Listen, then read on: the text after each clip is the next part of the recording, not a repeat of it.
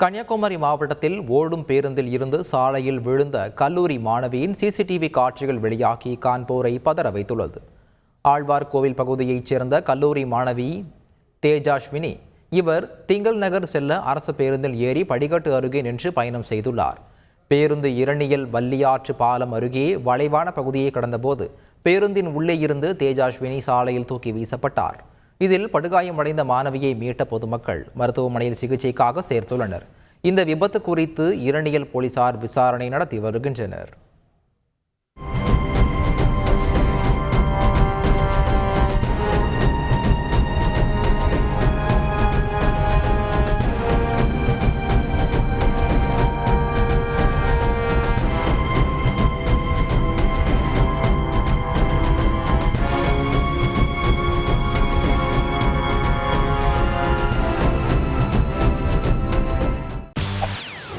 செய்திகளை உடனுக்குடன் தெரிந்து கொள்ள உடனே சப்ஸ்கிரைப் பண்ணுங்க.